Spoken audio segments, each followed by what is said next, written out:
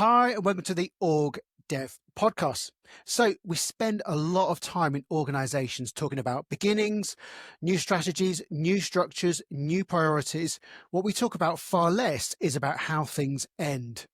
Endings tend to be rushed past in the push towards whatever comes next. Projects stop, teams change, funding ends, roles disappear, and we quickly move on without really pausing to acknowledge what's being left behind.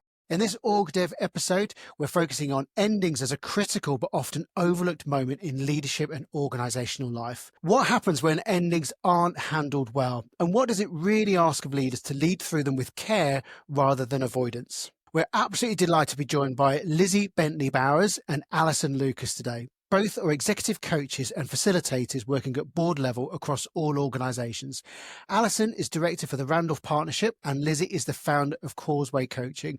And we found them through their book, the brilliant book, Goodbye, Leading Change Better by Attaining to Endings. And it's a must read. In fact, Danny approached me just before Christmas and said, I've read a book. We absolutely have to have Alison and Lizzie on it. And as soon as we discussed the topic, we suddenly realised this is something that's been missing from the OrgDev podcast from the very beginning. So we're so happy that Alison and Lizzie are giving their time today to talk about their work, their thoughts, and their book as well.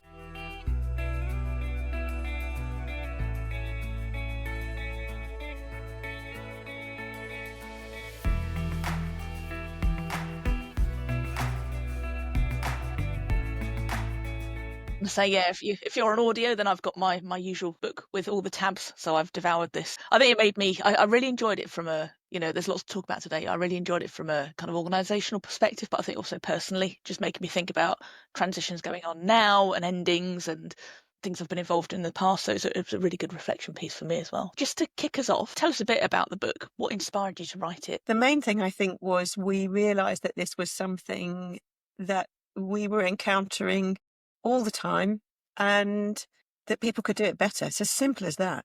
It could be done better. And we have always been great believers in thinking about how, not just what do organisations need to do, what do leaders need to do, but working with ourselves and with our clients on the how. Because the what is all very well, but without a how, it's not as much use. So we felt this could be done better. We wanted more people to be talking about it.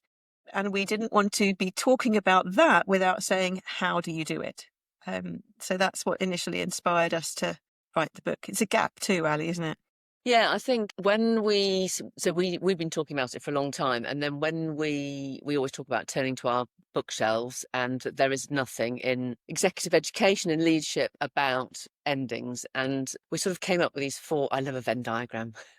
We came up with this Venn diagram of four overlapping circles, not quite the Olympic rings, but four circles, and in one was sort of loss and grief work, in one was change management, in one was leadership, and in one was emotional intelligence, emotional agility. And we realised that what we were talking about was bringing all of that together into the middle of that Venn diagram. And when we took our proposal to our publisher, and part of writing proposals, you have to say, what are you competing with? What else is in that space? There was absolutely nothing in the middle of that Venn diagram apart from Goodbye. And that is incredibly exciting. And it's also part of what's really interesting about wanting to start a conversation about it, which is why it's so exciting to hear that you loved it and you're picking up and wanting to talk more about it, because sometimes it's much easier to have something in a space where you go, well, it's like this, but we've done these improvements. Whereas what we've been saying is our ambition is to start the conversation about how we could do endings in organisations better. That was our ambition. And I think we've achieved that, which is feeling amazing, isn't it, Lizzie? It is. It is. And there's something you said, Garen, at the beginning about brighter beginnings, and that's the reason why, is we really believe, and our experience shows us, that when you pay more attention to endings, it is the brighter beginnings piece that is the benefit. I'm sure we'll get into this, but in so many ways. And we thought we'd covered them. We thought we covered them all. Maybe we didn't think we'd cover them all. We certainly felt like we'd covered a lot as we were writing the book. And what's been so exciting is that the more we have conversations with people, the more we realise just how we talk about ripples and how those ripples of paying attention to endings have such an impact in so many ways on beginnings all the time. And then for people who've not had the chance to read the book yet, and I would encourage lots of people to read it, when we talk about endings in organisational life, what sort of things are you kind of really pointing to, and what aren't we talking about? Yeah, that's a really good question, Danny, because what we're talking about is endings within an organisational framework. So first, what we're not talking about is we were really clear back to those sort of overlapping areas that we are not loss and grief counsellors. That is something that would need a specific intervention. So we're talking about everyday endings, Garen talked about a lot of them at the beginning. A project that gets cancelled, a team that gets disbanded. So it can be organisational endings, a whole office moving, or it can be an individual endings, one person retiring, one person being made redundant. It can be an internal promotion, which often people don't think of as an ending because they're still here and they're translating into a new leadership role. But absolutely, an internal promotion is an ending. And early on in the book, we've got an exercise about asking you to name all the endings that are going on around you. And when you start doing that, you realise quite how many there are. And they don't all need to be walked through a process and they don't all need to be attended to. But just raising that awareness of the endings that are going on are really important. And then the caveat is that it's within the realms of leadership. Yeah, so some of the first things we say in the book, I think it's the first line of the book, Ali, isn't it? That we say there's a myriad of endings in organisations every day. There are so many, and there are some that are even perhaps not given their full attention as endings because they're seen as temporary. So we're thinking about things like taking sabbaticals or temporary secondment, parental leave. So those are just other examples of the sheer volume of endings every day. We have to be really careful to say that, and particularly as we wrote this book during COVID, or started, we started to write this book during COVID. We certainly started to recognise even more need during COVID. And we wanted to offer leaders some practical ways to find a way through the fact that the number of endings was increasing. Organisations were closing, merging, new ways of working were having to be found at speed. The ways we used to even do the endings we did pay attention to was changing at speed. But what we wanted to be really clear on is that at that time, of course, people were facing the ultimate ending. There was an enormous amount going on in organisations around loss and death and grief. And we knew we wanted to take real care to say, this is not what we're offering. And I think it's really important to always acknowledge that there's some incredible work that goes on in that space for organisations, for leaders, and we point to some of that in the book. And we really encourage people to get that kind of support. But yeah, it's not a book about some of those ultimate endings that people face. When you think about some of those endings we've talked about, so projects finishing, promotions, people moving on, why do endings matter more than many leaders kind of realise? You started to articulate, I think, that, but can you just expand on that? Why do endings really matter? Ali's got this lovely phrase, the full colour tale. And one of the things we've noticed is that if you ask somebody if they've ever had an ending in an organisation, an organisational ending of some kind that impacted them, or they've left an organisation in a way that impacted them, brace yourself, because out will come what Ali calls the full colour tale of what happened, when it happened, how it happened, and how it still impacts them now, often years later. And that can impact the way they then make decisions in their new roles. It can impact their confidence. It can impact their level of trust, their level of engagement. It impacts their families. It impacts the people who were witness to that ending, whether they've stayed in the organisation, whether they've left. It ripples out both internally and externally and reputationally. There is so much that is impacted by the ending, but also by the beginning that follows. Really good and subtle example of that is, say a leader gets suddenly exited and goes on the spot under some sort of compromise agreement. Everybody that's remaining in the organisation makes their own sense of it, doesn't really know what's happened. Nobody contacts that leader through not really knowing if it's okay to or not. So none of the ritual, none of the acknowledgement goes on. For that team that stays, that needs to regroup, to take up the slack while something else happens, it impacts their sense of self, belonging. Where does decision making sit? Is this how we do business around here? A sense of safety. It can impact on many different ways. As Lizzie said then, the family of that person that's been let go and how they're feeling about everything. We often think it's just about the person that has gone. That's the obvious one. But then the person that comes in 6 months later and occupies that seat and doesn't quite know why it feels the way it does, why it doesn't quite flow, why they haven't quite got the trust of the team. And that's the sort of invisible threads that often are behind it. And that's why we've started talking about it's language we've developed over the last 6 months, actually, with all the writing that we've been doing, that this is about being stewards of those endings for the whole system. Beyond, I need to take care of so-and-so because they are being exited from the business. It's actually being a steward of understanding all of those ripples in service of those who remain, those who stay, and those that come next. And it's so interesting. One of the things as we were writing the book, but particularly as we've been talking about the book, is that understandably, organisations and leaders want to think about why they would invest in paying attention to this. So, what's the financial impact? There's a reality to that being important to organisations. Of course there is. And so that's been really interesting to us because there are so many benefits to paying attention to endings that are perhaps harder to measure. They're measured in things like well-being, they're measured in the quality of decisions and how do we know that and all of those kinds of things. But there are some things that we really can look at in terms of, when you look at what is the investment that you made in the beginnings, what is the investment that you made in onboarding processes, what is the investment you make in recruiting into roles where, to Ali's point, something isn't quite working and we can't articulate why. What's the investment that's made in well-being support when a team is struggling to trust each other, or when a pitch isn't won because the team hasn't gelled, because they haven't truly moved on from what it is they were doing together before, or the way that they came together. There's just these endless ramifications and ripples that I think it is possible to put a price on. And particularly to put a price on, again, what is it worth to us if those things are better? And the chances are that's a lot. Mergers and acquisitions is another place that we see. We talk about that as the most complex ending that organisations can encounter often. The things like you might be saying goodbye to an entire brand identity as it merges with another one, to history, to legacy, to the founding of one organisation that is being acquired by or merged with another, and endless examples of how, if you paid more attention to what closes and what the beginning therefore looks like, look at that 5 years down the line and you'll see that you made a huge difference to outcomes. Yeah, because I think as you were talking there, I was thinking about all the myriad of applications here, and I'm sure people watching thinking, oh yeah, that explains so much. And I guess in action, one of the things you talked about is loss and grief.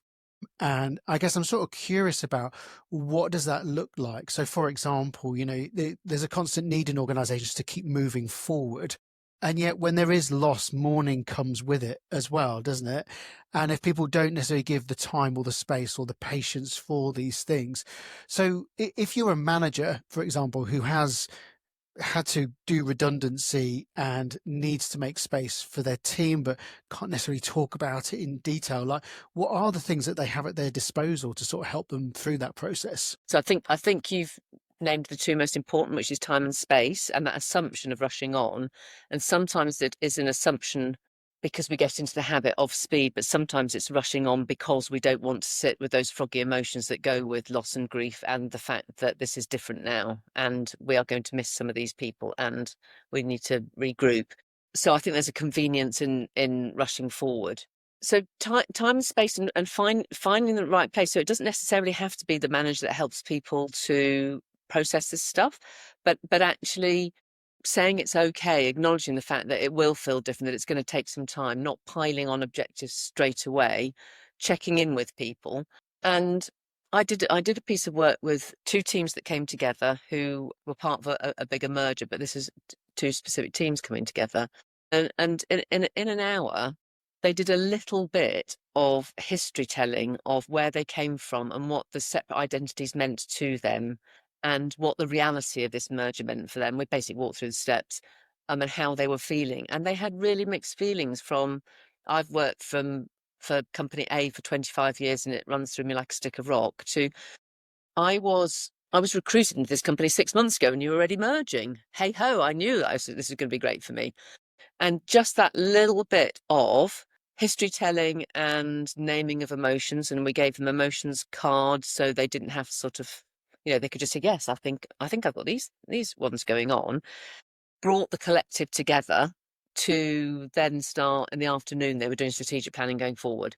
So that is time and space, but that's not, a never-ending indulgent time and space. That's a specific structured time and space with a bit of thought put around it and process that allows people to think through, actually, what does this mean we come together? And then the acceleration of them coming together because they had done a little bit of grieving and sharing, and then encouraging them, if there's more to talk about, that they need to find a place to take that. So I think it's keeping the manager's role in proportion, but being really cognizant of the fact that this might be needed, whether or not it's that you're leading it and managing it or giving time and space for it. I guess one of the things that's probably really important to communicate to organisations is that this is not indulgent. It has a huge impact on the operational bottom line, isn't it?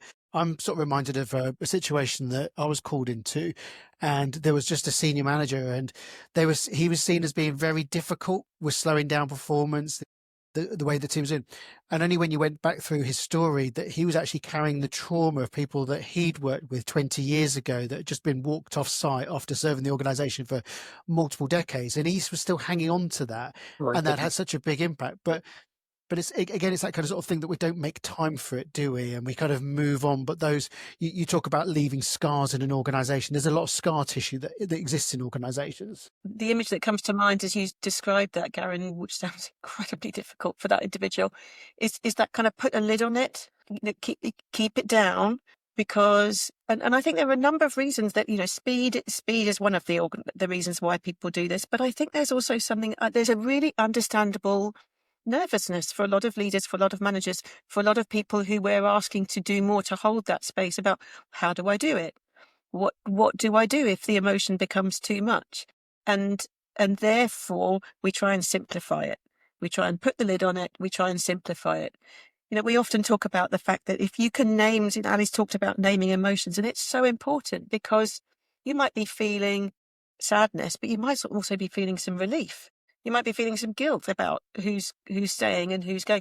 We're not feeling one thing at a time throughout the whole process, and we're different people are feeling different things at different times at different levels. It's this whole mixing desk of all these different emotions we might feel, the levels at which we might feel them, the time at which we might feel them. And we're not saying that, as leaders and managers, of course you haven't got time to do nothing but facilitate those emotions. But if you go the other way and you do none of it, that's still going somewhere. That emotion is still going somewhere. It will show up. It will show up in other roles. It will show up in decision making. It will show up in confidence. It will show up in trust. It will show up as the description you've just given 20 years later. And giving it some space, that if it turns out it needs more, as Ali said, then you work out, okay, well, where else could you take this? But actually, in the vast majority of cases that we encounter in the work that we do, it's enough. It's enough space. To give it some space is enough space. To name the emotions at all is enough. And it's interesting because a lot of managers are sort of pre-programmed to want to solve things. Yeah. Is there something just about letting it be? Like, I may be feeling sad, but don't fix it. It's just leave it with.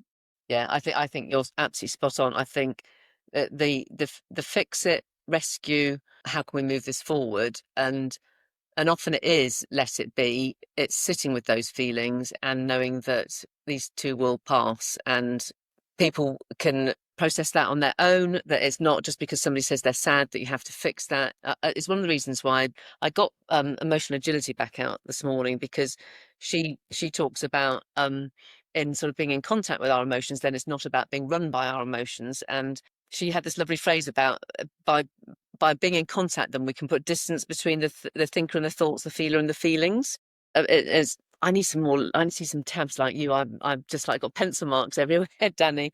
But I think it is exactly that. It's just because somebody's expressed an emotion to you doesn't mean you then have to solve it. You just have to acknowledge it. And if it doesn't go away and doesn't move, then that person might need to take it somewhere else. But I think your story about the chap and all those exits 20 years ago, I mean, history matters. And again, what can managers do? Taking a little bit of time to understand the history of how we got to here, and why somebody might be feeling or behaving in a way. I can't tell you how many times I've had a one-to-one client say, I'm finding X really difficult to manage, and then I say, tell me about the history. And so many times though, it might be something like, well, they were on temporary promotion for my job, and then I came in, and they've done nothing to talk about the ending of the fact that that person was acting up and then didn't get the substantive promotion. And yeah, I've probably heard a version of that 100 times.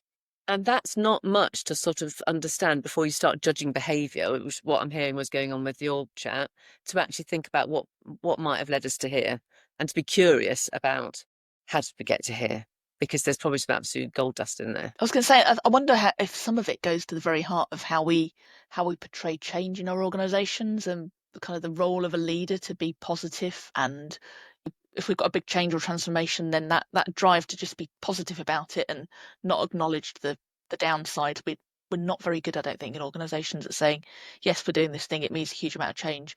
There are positives, but we also need to acknowledge the downside. So we're not very good, I don't think, in organisations at doing that. So some of this goes to the heart of that, I think. Sorry, I was just saying, Sorry, Lizzie, what was that? I was saying, wouldn't that be grown up to do that? I mean, that's genius.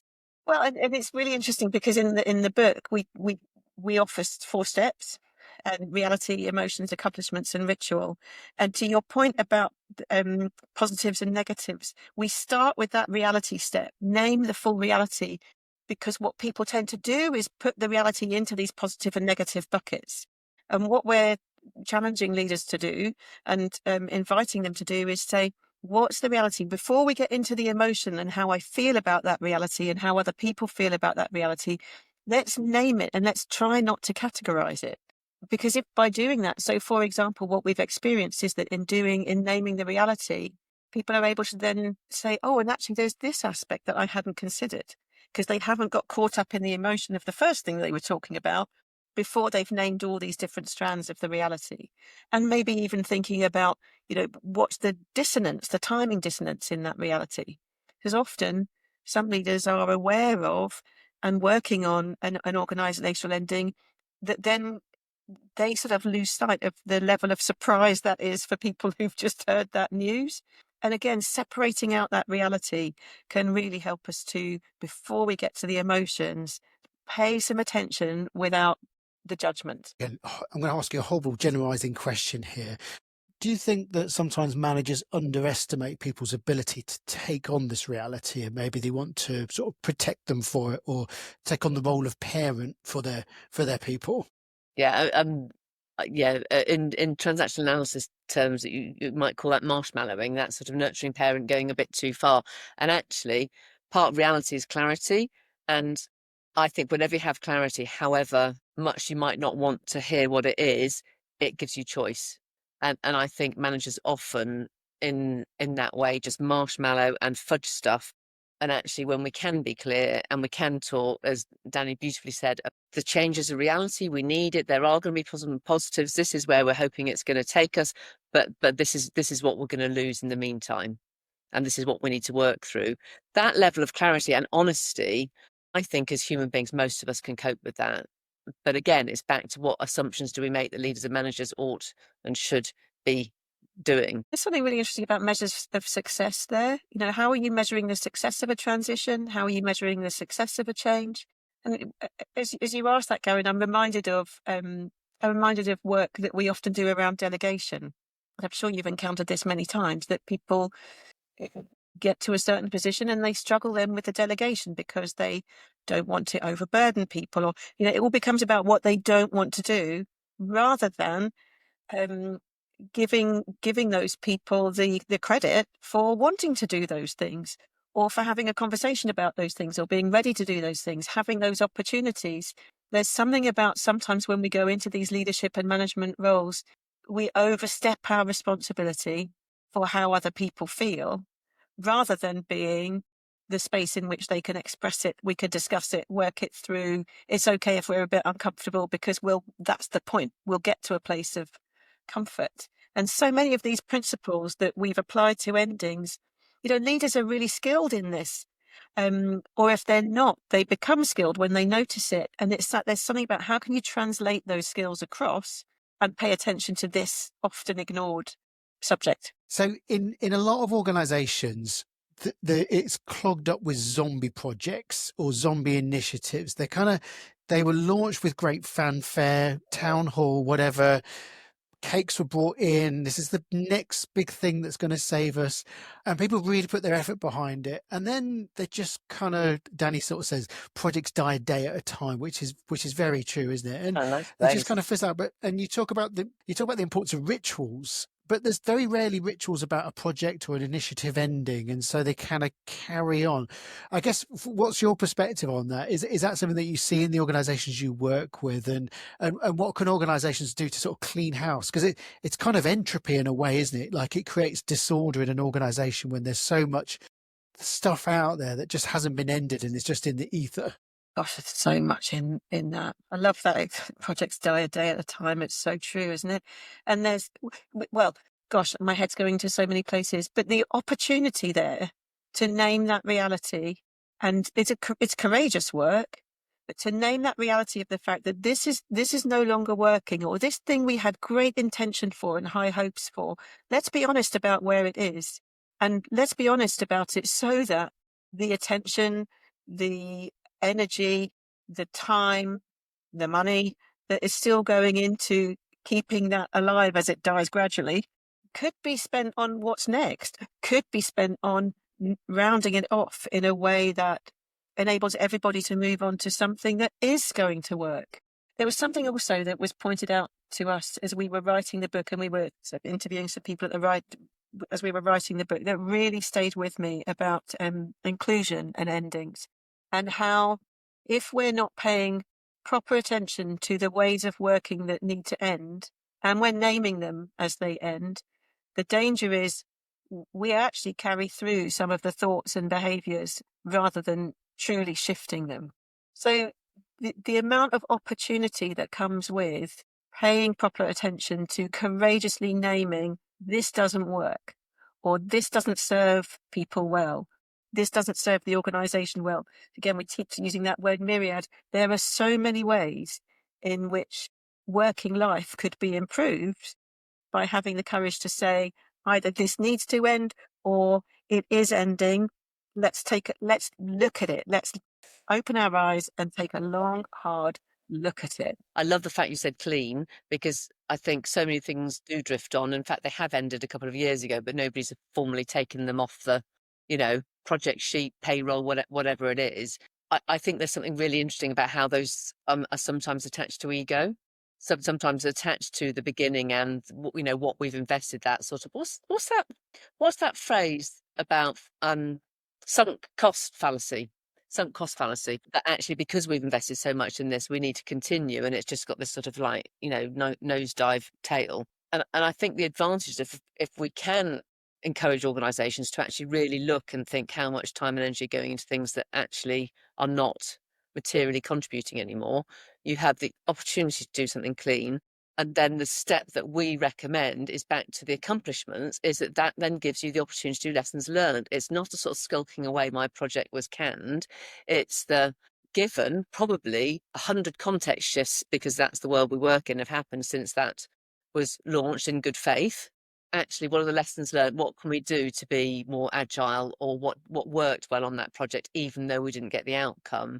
And again, if we're too attached to it, we can't do that work. And by ending it cleanly and thinking about it, rather than just walking away from it, actually allows you to work out what can we take from that, which might be, gosh, once we do this work, we've got all these zombie projects.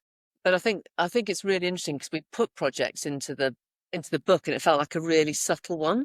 And actually, I think you could just talk about projects the whole time, because probably people never think actually ending a project is something, but there will be emotional attachment to it. There will be people who have staked something big on it, people who believed it more than others. It's really interesting that projects often get cancelled when new leaders come in, and that might be about ego and direction of the new leader, but it also might be about clarity. If it's easier for me to look at that and go, no, that isn't working. I was going to say, as we're talking, I'm just thinking Professor Julie Hodges at Durham has written some books on leading change, and she talks about the ghosts of changes past and, the impact that has on people being ready for more change. So if you haven't addressed the project that kind of just quietly drifted away, that somebody really committed to and bought into and put all their efforts into, and then you're bringing out a new big thing, and you're sat there going, well, why aren't they excited about this time? It's because I think, it's tied in with this. You've not attended to the endings. Yeah, and those ghosts can be the ghosts of success as well. So the same is absolutely true for successful projects and for change that's happening as a result of success. There's still a reality to what's ending. There are still complex and different things that people are feeling. Not everybody is going to feel 100% great about everything, even if it looks shiny and great on the front. And often the accomplishment that gets noted when a project is successful is the final outcome. But there were all sorts of outcomes along the way that are worthy of learning, of acknowledgement, and how, again, might a ritual ensure that when we go to the next project, we are starting it anew and not running the risk of saying, oh, well, it worked over there, so it's going to work over here. Because that's a hope. One question I just want to ask that's just been sort of bubbling under for me in this, and you may or may not have an opinion. You talked about emotions, and if we're talking about things like bringing a project to an end that was launched with a lot of political capital and social capital attached to it, or someone's been moved on that was seen as the next big thing, is some of the uncomfortable emotions that come with that, which is like shame. Which is, I may have been partly accountable for this, or does shame play a part in this? Why endings aren't tended to? Is it something that you see in your work quite a lot? I think it does hugely, and I think it's the reason why we say you have to start with yourself. Every time we've ever been on a course, and as practitioners, when you go on a course, you think you're going to learn about how to do useful things to other people, and then you sit there and go, "Oh, I've got to learn about what this means for me." Damn it! And that's exactly the same with endings. That you have to understand, your own relationship to endings at that sort of meta level, but then at an individual ending, you need to work out how you're feeling about it. So let's take the example of I'm a leader and I'm using a restructure to make somebody redundant, but secretly I'm relieved and feeling a little bit shameful and guilty because I have avoided putting them on performance improvement plan.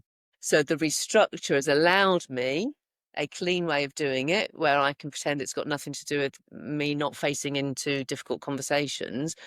You have to start with self to actually be able to work that out, to then be able to be supporting that person, or knowing that somebody else should probably support the person because you have avoided performance managing them. So I think shame, guilt, embarrassment, which is a sort of slightly different hue from shame, are really part of that. And part of that, let's rush on and forward and it'll be better next time. There's a chapter in the book we call Giants, because rather than having a bibliography, we wanted to acknowledge the giants on whose shoulders we sit as we wrote the book, and the different people's work we bring together. And Brené Brown is one of them, and her work on shame and vulnerability. And she talks about how shame thrives in dark, quiet spaces where there isn't a light shone on them. And the opposite of shame isn't confidence; it's vulnerability. It's saying this was difficult. It's saying we got this wrong. It's role modeling that, and so I think it's saying something about this is what we believe about leadership. And it's really interesting what Ali said about ego. It's really easy to get caught up in an expectation, of giving ourselves an expectation of something along the lines of perfection when we're in these roles where eyes are on us.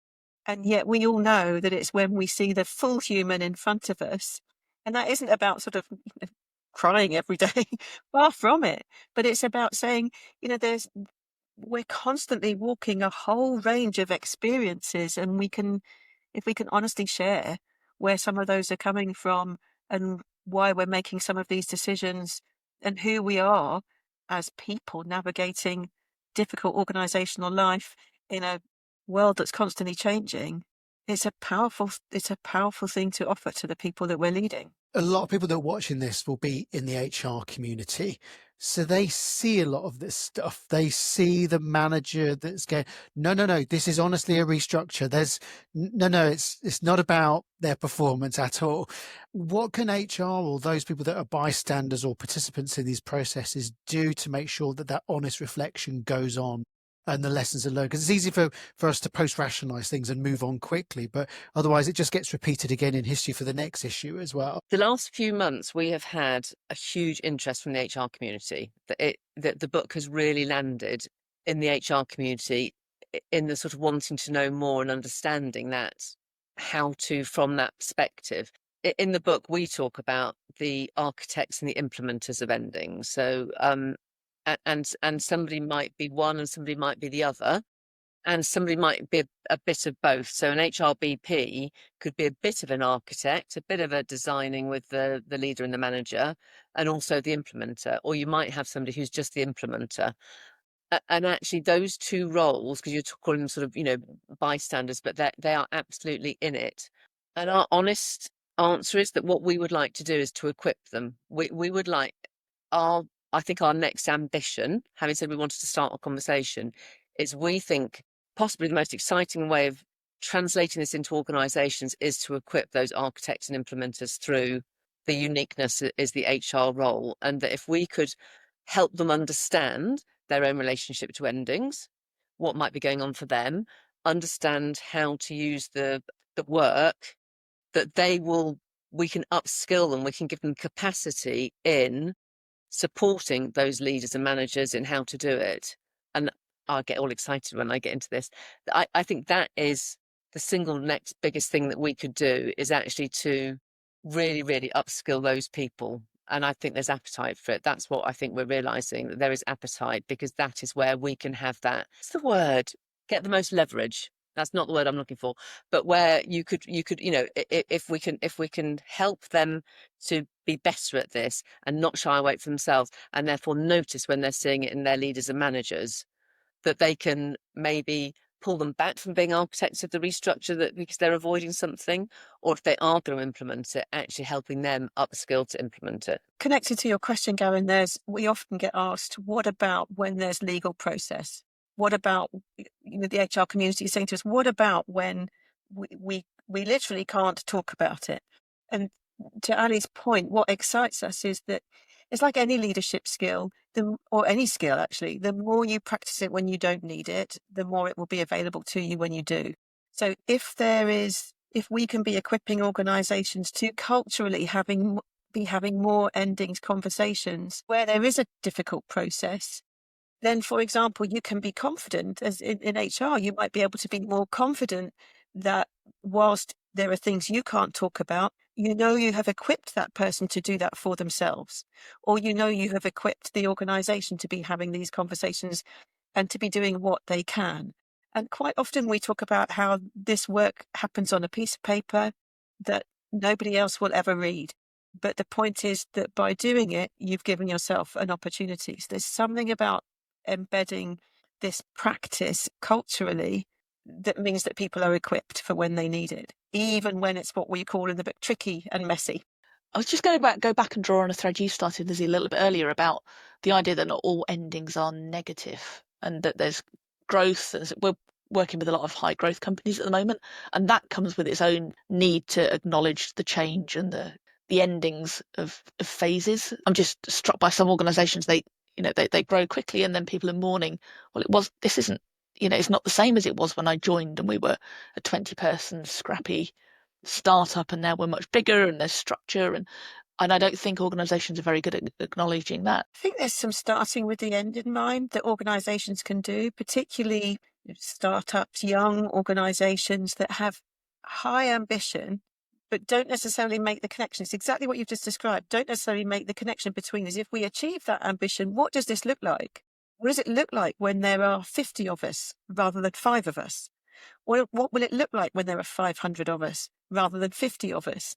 And where do we, and this might change, of course, as time goes on, but to set an intention about where will we be marking these moments, not just in terms of numbers and figures, but in terms of really updating who we are within these organisations.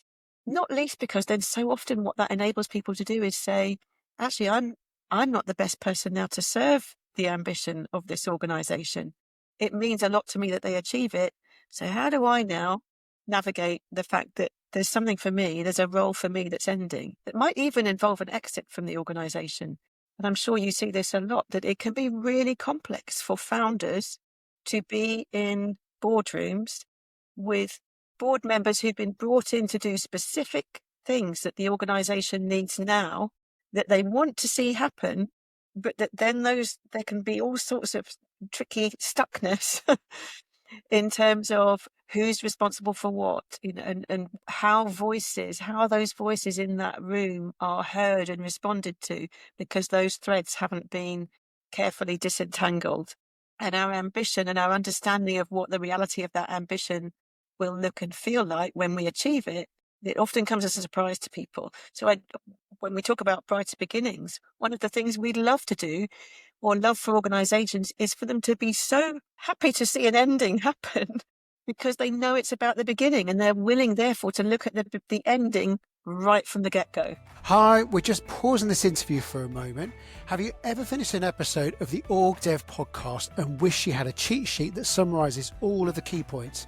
Us too, so we made one. It's called From Pod to Practice, and each week in our newsletter we'll share a 2-page summary of the latest OrgDev episode, and it includes key takeaways, a reflection prompt, and one small action you can try. And it's all in a digital format with space at the end to add your own notes and reflections, and it's designed to help you take the learning from the podcast into your day-to-day work.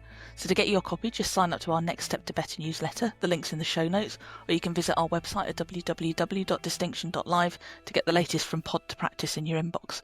And let us know what you think. We'd love to get your feedback. Yeah, so just shifting gears slightly, what do you enjoy most about the work that you do? What do you find most fulfilling or exciting? I think for me, it's seeing it in action. So when we brought the work into the world, we brought it into the world for our practices. And we've always said we're practitioners. We didn't want to write a book that was full of theory. We wanted it to be light on frameworks and useful. And so it is when we actually do something with it with our clients, and it helps them get unstuck and move forward towards that brighter beginning, because it's incredibly validating. It's incredibly validating to hear that what we have written or how we use the work with our clients actually makes a difference, because that's the reason for being, that's the purpose. And I had a number of encounters with people at Christmas parties where they talked about having read the book and the difference it's made to them to read it. Or they've said things like, I wish I'd had this 10 years ago. Or what we often hear is, I wish my boss had read that book. And whilst obviously the point of writing the book is for there to be less of those experiences, to hear that it resonates and to hear that those individual stories, and that people are able to shift those stories for themselves by working through those steps, it feels great. On the flip side, what challenges do you encounter and how do you navigate them as well? Like when you're trying to embed this work into organisations? So the flip side of that individually is that the other thing that we're quite often hearing at parties and in other places is, oh, I bought your book, but I haven't read it yet. And there's a reluctance to read it that I think is a sort of mini version of actually what you've just asked about, Garen, which is an organisational reluctance, because there's an assumption that this is going to be difficult. And there's perhaps a lack of understanding of what the benefits are, what the brighter beginnings are. So we totally get it, at the same time as our response is, read it.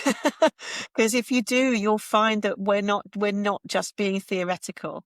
We're saying, here are the benefits, here's a way through, give it a go. And also saying, and if you need some support, reach out, ask for it. Don't try and don't try and go it alone. But there's an assumption that this is going to be difficult, and there are two things we'd say to that. One is it might not be as difficult as you think, and the other is difficult is okay. Probably means it's worth doing. And I guess when you're doing it the first time, it's very rare that you'll do it perfectly. So is there a certain amount of clumsiness that comes with it? So just trying to initiate the process and maybe saying the wrong thing sometimes, but just trying to be more like just trying to practice it in the open. Yeah, and it's not necessarily about doing all of it. It could be taking a bit of time to emotionally think about what might be going on, or thinking about what ritual you can do even though the circumstances are tricky. It can be light touch, it can be a little bit of it, it can be all of it. It's just about having a go. And if you've raised your awareness of endings and why we avoid them and why it might be useful to go towards them, that's progress. That's why we started with the ambition of starting the conversation. And I think that's the most difficult thing, is because nobody talks about this and now people are talking about it.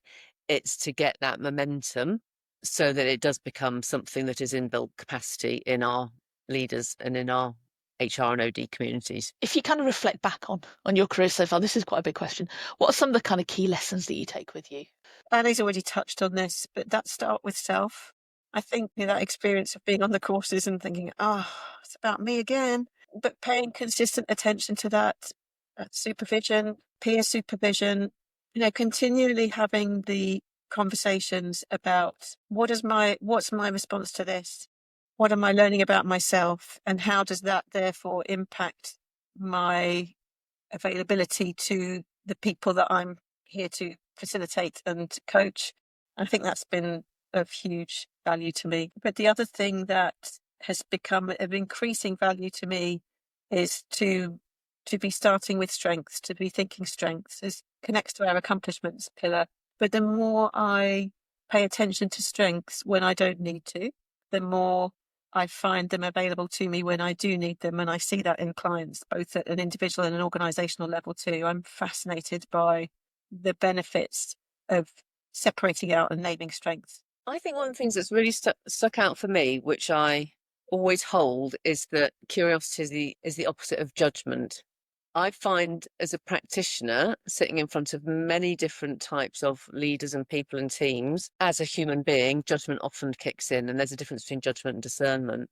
And when I find that judgment voice kicking in, which can be very strong at times because that's how we are built, I know that if I go towards curiosity, that I'm engaged and I'm understanding the other person. I suppose that's one of the lessons that I hold through all of that reflective practice and supervision and everything else that Lizzie's articulated, is actually keeping that constant curiosity so that sense of othering other people is kept at bay, and you're staying in relationship and you're staying in that space of being really, really useful to the people we're sitting in front of. Do you know, Ali, we've never described it like this, but listening to you talk there, I think that's what we're trying to offer with those steps. Here's a way to be curious about endings, because curiosity is, as Ali has said, that's the antidote to judgment. I think that's a very worthy quote we can take forward from this. So thank you as well. One question we like to ask people is what does your own learning and development look like? How are you kind of keeping on top of your own practice and evolving that? What does that look like for you currently? So there's two things currently for me. The first one is more of a reflective practice about my client conversations. So that's sort of, continuously learning with them. I've been doing this for 21 years, and you can, get to the position where you rock up and you do your thing. And so actually paying more attention to every conversation and reinstating a reflective practice of what I really heard and what my part in it was and how that has gone and how it could be different is something that I'm paying attention to at the moment. And the other bit for me is, I was saying I've gone back to Susan David and emotional agility today, just forever more and more fascinated by our emotional selves, where they sit in our bodies and how they show up. One of the things that Lizzie and I use are emotions cards. So when we are talking to people, we give them a whole load of cards with lots of different emotions written on to help them identify where they are. And the equivalent that I use and Lizzie does this as well, when we're on this sort of medium, is an emotions wheel. And again, it's a safe, easy way of, if somebody's not really understanding, because they're very good at understanding what's going on in here, but they're not so used to understanding what the emotional element, which is probably a driving element of what's going on in their behaviour, it takes the basic emotions and then gives you the different hues of it. So if somebody says I'm frustrated, we know that frustration is as Lizzie says, a lid on anger.